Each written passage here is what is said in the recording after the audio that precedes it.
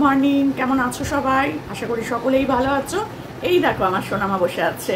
আমাদের বাড়িতেও একটা সোনামা আছে, তোমাদেরকে বলি সব সময়। এই দেখো চলে এসছে। আচ্ছা, কেমন আছো বলো সবাই? আশা করি সকলেই ভালো আছো, আমিও ভালো আছি। তো এই যে সোনামাকে নিয়ে আমার দিনগুলো কাটছে। তোমরা তোমাদের সোনামাকে নিয়ে কাটাচ্ছ, আমি আমার সোনামাকে নিয়ে কাটাচ্ছি। তো আজকে সোনামাকে নিয়েই বসেছি তোমাদের সাথে ভিডিও করতে। না, তবে আমি সোনামা 2, সোনামা 1 এরকম করে বলতে হবে, বুঝেছো? তো চলো, দুজনেই সোনামা। তো দুজন কেন, আমাদের 3টে সোনামা। আমাদের মারিয়ামও আমাদের সোনামা। সত্যি করে মারিয়ামকে দেখি না আর অবাক হয়ে যাই, কত সুন্দর, কত কিছু জানে মেয়েটা এইটুকু বয়সে। তো আমাদেরগুলোও জানে। মাম্মা একটা কবিতা বলে দাও তো, টুইঙ্কেল টুইঙ্কেল বলে দাও তো। সোনামা আমার, সবাই বলবে কত কিছু জানে, বলে দাও তো। Twinkle twinkle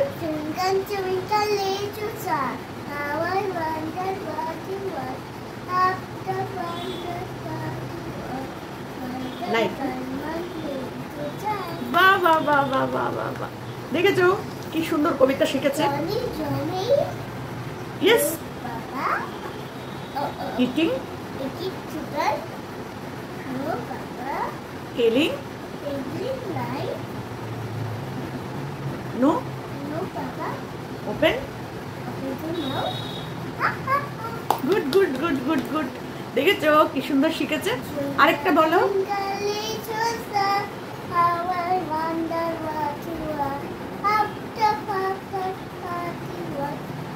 Like a diamond.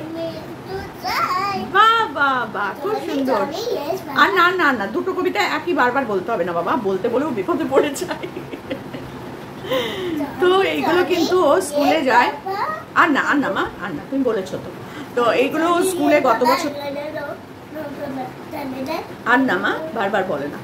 তো ও স্কুলে যায়, গত বছর থেকে স্কুলে যাচ্ছে। 2.5 বছর বয়স থেকে ওকে স্কুলে ভর্তি করে দেওয়া হয়েছে। এখনও 3.5 বছর বয়স। 1 বছর কিন্তু ও স্কুলে যাচ্ছে।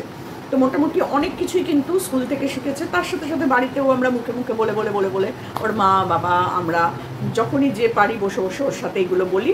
ও কিন্তু আস্তে আস্তে অনেক কিছু শিখে গেছে। সেই রকম আমাদের সোনামা, রোহনের মেয়ে, অনেক কিছু শিখে গেছে।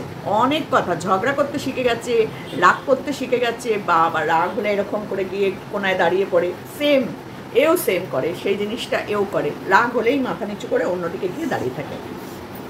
এই দেখো মাথার চুল দেখো। আচ্ছা, তো যাই হোক, আজকে 2 সোনামাকে নিয়েই বলতে বসেছি। আমাদের সোনামাকেও তোমাদের সাথে একটুখানি শেয়ার করলাম। আচ্ছা চলো, একটা ভিডিও দেখলাম। সেই ভিডিওটা কার? মুস্তাকিনের ভিডিও। মুস্তাকিন জানতোই না যে রোহন আর সোনামা এসেছে ওই দোকানে বসে ডিম খাচ্ছে, ডিমের পোচ।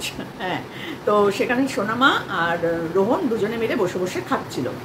তো হঠাৎ করে ওই দেখো বসো বসো, ওরম করে উঠে পড়ে না মা, উঠে দাঁড়ায় না, বসো। তো এবারে তোমার কি হয়েছে, মুস্তাকিন বেরিয়েছিল রাস্তায় বাইক নিয়ে কোনো কাজের জন্য। তো হঠাৎ করে ও দেখতে পায় যে দোকানে বসে আছে রোহন আর সোনামা।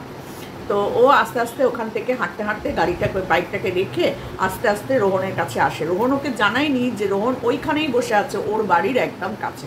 বোঝো রোহনের কাণ্ডটা। মুস্তাকিনের বাড়ির সামনে এসেও মুস্তাকিনকে ফোনও করেনি, জানায়ওনি। তো মুস্তাকিন এসে ওদেরকে একটু চমকে দিল। আর রোহন বলছে খাও খাও খাও, ডিম খাও ডিম খাও ডিম খাও। আমার খুব ভালো লেগেছে এই জায়গাটা। তো আর সব থেকে ভালো লাগে রোহনের মুখের, ওরও ভালো লেগেছে রোহনের মুখের একগাল হাসি। এইটা আমার সব থেকে ভালো লাগে। অল টাইম দেখবে রোহনের মুখে হাসি। দুঃখ কষ্ট সব কিছুর পরেও মুখে যদি হাসি থাকে না, ব্যাস তোমার সমস্ত কিছু মানে কি বলবো, ভালো হয়ে যাবে। তো আমি সবসময় চেষ্টা করি হাসি মুখ রাখার। দুঃখ থাকবেই, কষ্ট থাকবেই, সব কিছুর পরেও মুখটা সবসময় পজিটিভ রাখতে হবে, তাই না? তো সেটা থাকে রোহনের মুখে। আমার এটা সব থেকে ভালো লাগে। তো যাই হোক, রোহন ওখানে বসে ডিম খাচ্ছিল।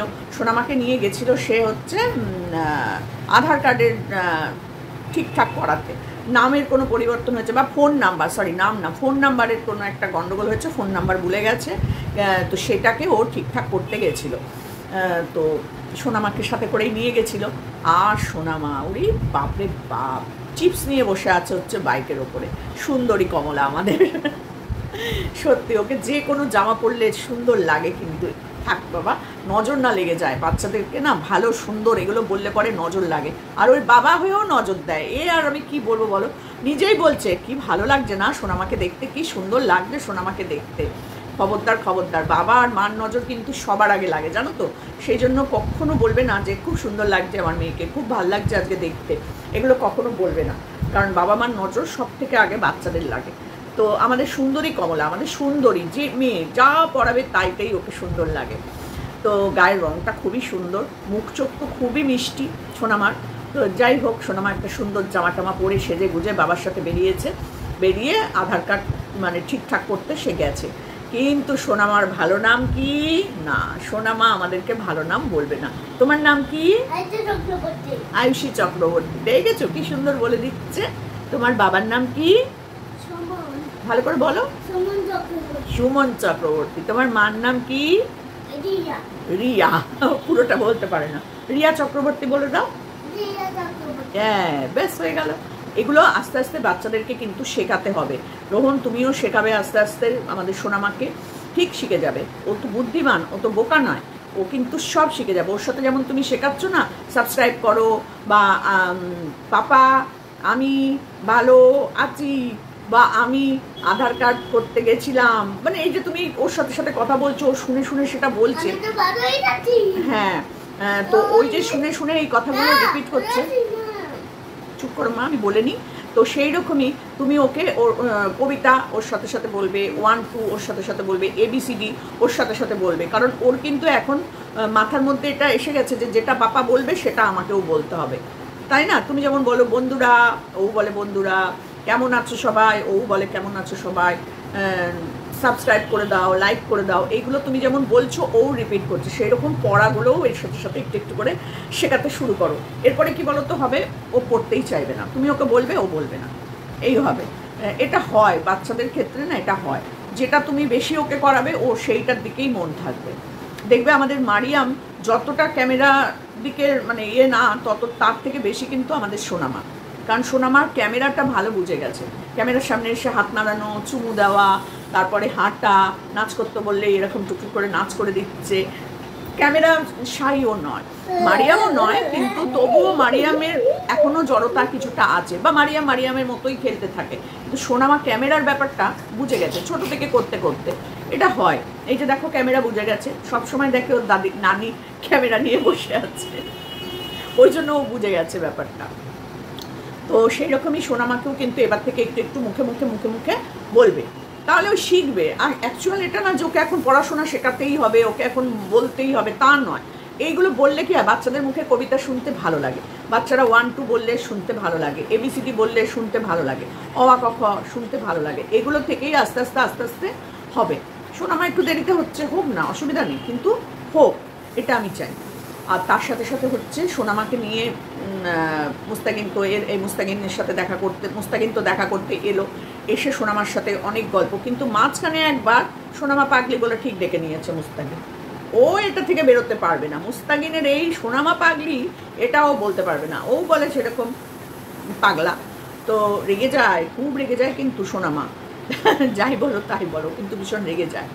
তো না, আমারও শুনতে খুব খারাপ লাগে, শুধু আমার না, আমার মতো তোমার সোনামাকে যারা যারা ভালোবাসে তারা প্রত্যেকেই এইটা শুনলে খুব মানে বিরক্তি লাগে।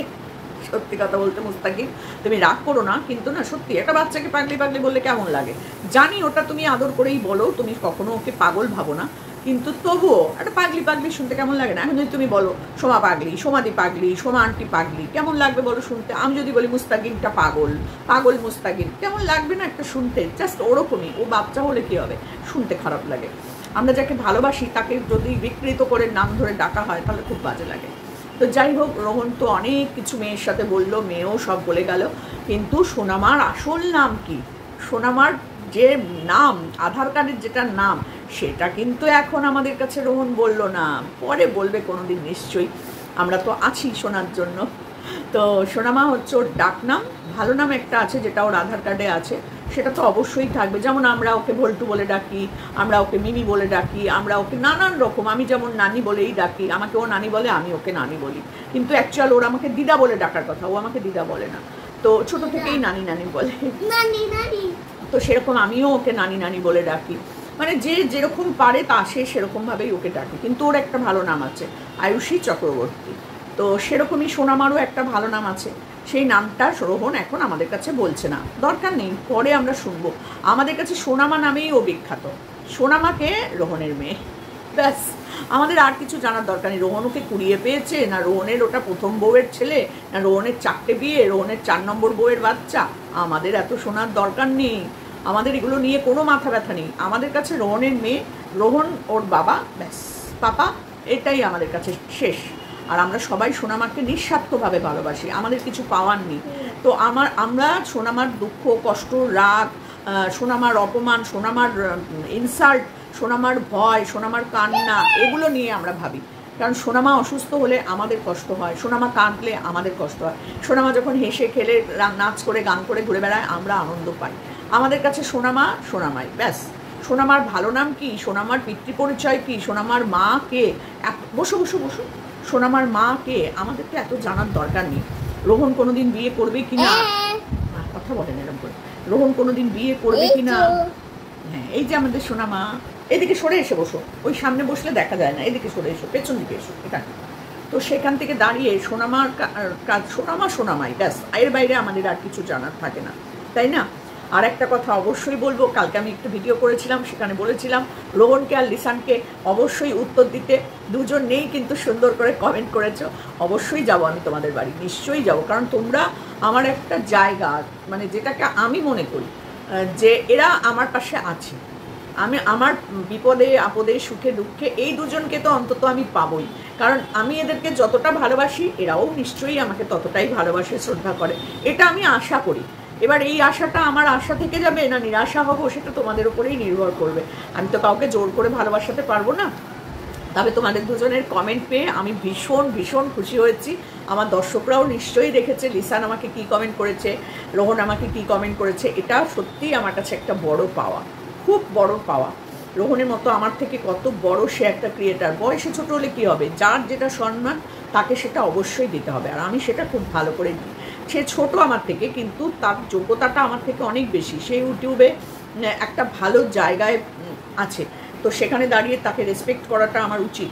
তো সেখান থেকে আমি তাকে অবশ্যই রেসপেক্ট করি, একজন বড় ক্রিয়েটার হিসাবে, একজন বড় মনের মানুষ হিসাবে, কত মানুষের পাশে দাঁড়ায় ওরা, এখান থেকে তো ওদেরকে আমার রেসপেক্ট করা উচিত, তাই না?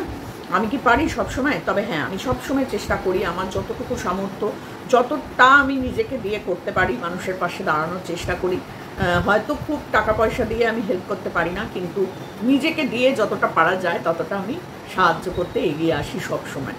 তো চলো, আজকে আর ভিডিওটা বড় করব না। মুস্তাকিন, তোমাকেও অনেক ভালোবাসা যে তুমিও হঠাৎ করে এরকম একটা ভিডিও আমাদের কাছে এনেছো। তুমি বলছিলে যে আমার কোনো ভিডিও ছিল না করার মতো, একটা ভিডিও হয়ে গেল। সত্যি করেই যে চ্যানেল থেকেই আসুক না কেন, সোনামার ভিডিও আসলেই আমরা সবাই দেখি, সবাই আমরা দেখি।